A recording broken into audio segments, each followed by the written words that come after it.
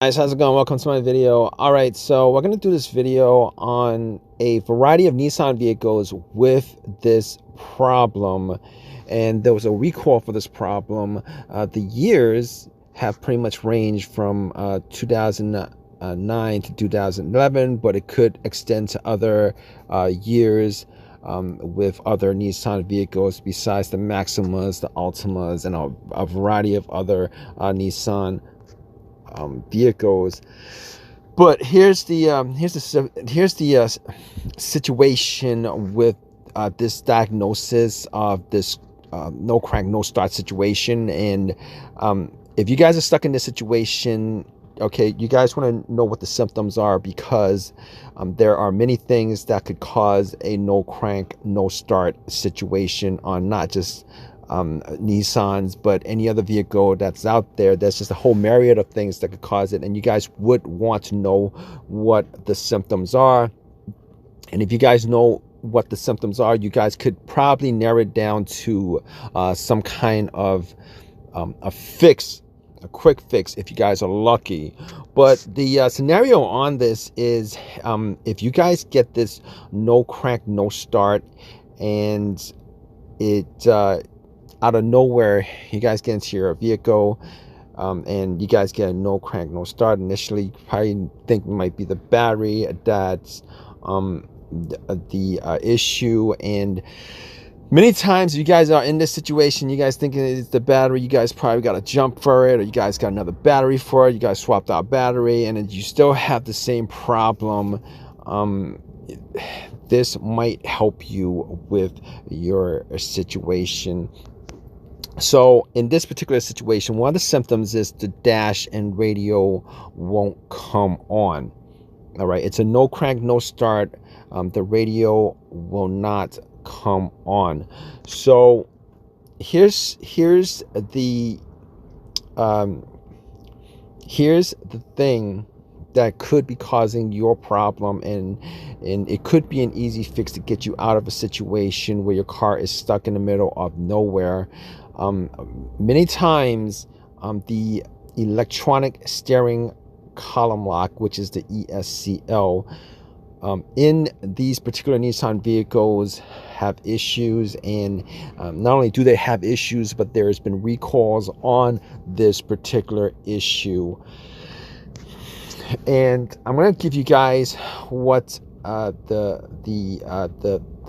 fix was.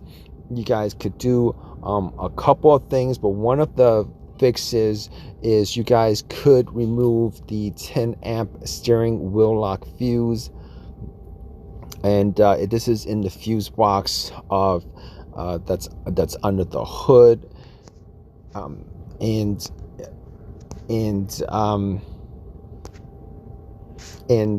a lot of the cars that are impacted by this are the 2009 2011 vehicles from Nissan, but it ranges anywhere from Maximas to 370Zs, the Altimas, the Cube.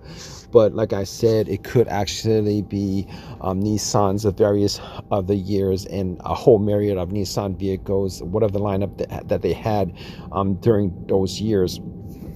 But here's the thing about it: if you guys did that and took the fuse out and popped the fuse back in, and it still didn't start, and there's something else you guys would want to do. But another thing that you guys will be seeing with this particular situation is that the key light. All right, you're going to see the key light light up on the dash, but the rest of the lights won't work on your dash, and the radio won't work.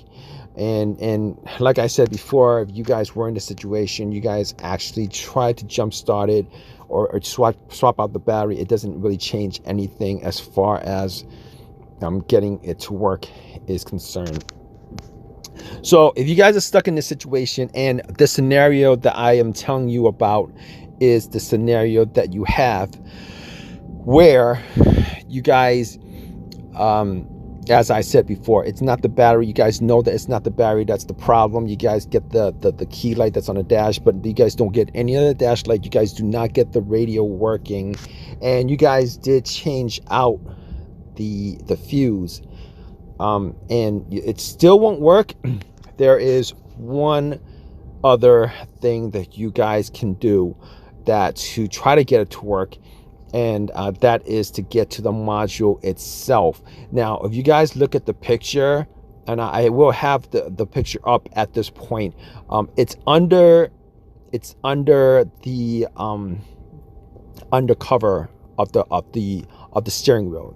All right, many times, in most cases, you guys gonna have to want to take that cover off. You guys gonna want to take that cover off to get to it. You might be able to get to it. You might be able to get to it. You could try getting to it, but here's the same situation that what happens with starter motors is that over time, there are components, there are motorized components within that module that actually turns, and sometimes over time, whatever it may have been, age or malfunction or whatever, it locks up. So in this situation, you want to get to that module where you could actually tap it with something. You want to lightly tap it with a small hammer, lightly tap it with some kind of you guys have a screwdriver, you might want to tap it, but a lot of times screwdrivers just doesn't carry enough weight to actually, if you bang on it, doesn't carry enough weight to actually make enough of an impact for it to maybe loosen up whatever it is that's making it get stuck.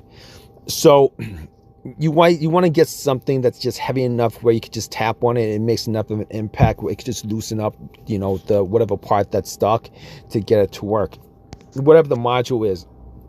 I'm not quite sure what's inside the module. It's a motor, but there's a mechanism. That mechanism gets stuck. All right. So you might be able to get to it without taking your cover off.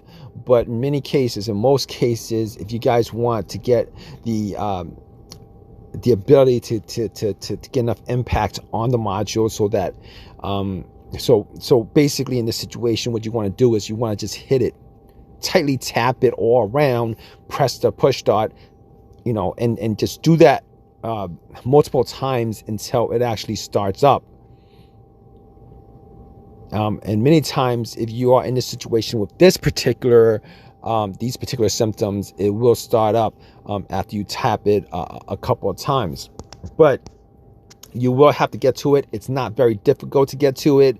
You might, getting the cover off, you will need like a Phillips screwdriver, a flathead screwdriver to pry off the panel from the side. It's not a very difficult thing if you guys have a flathead and a Phillips screwdriver and a little hammer with you. It doesn't really have to be a hammer. It just has to be something with enough weight so that when you tap on it,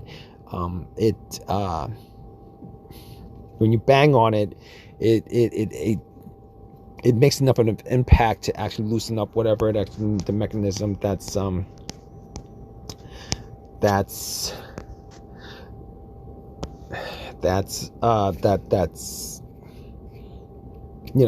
no longer working. But anyway, let me just get back to the fuse that I was talking about. And if you guys look at the cover to the fuse box, there's gonna be details of what the fuses are for, and it's called the steering lock fuse. It's a 10 amp fuse. It's called the steering lock fuse. Hopefully, just taking the fuse out and popping it back on might work for you guys, and you guys don't have to do the whole tapping method. But unfortunately, in many cases, just doing that will not actually work. So it's not the worst case scenario if you guys could actually get it started by banging on the module itself. But in any case, hope you guys help you guys out, and it gets you guys out of the jam that you guys are in. Obviously, if you guys do get it started, you guys want to replace that module because it's going to keep on happening over and over again. So because of the malfunction of the module. But anyway, if you guys have any comment, leave a comment in the comment section. If you guys have any of your own personal experiences with this, definitely leave a comment in the comment section. Please subscribe, please give me a thumbs up, all that good stuff. All right, guys, take care.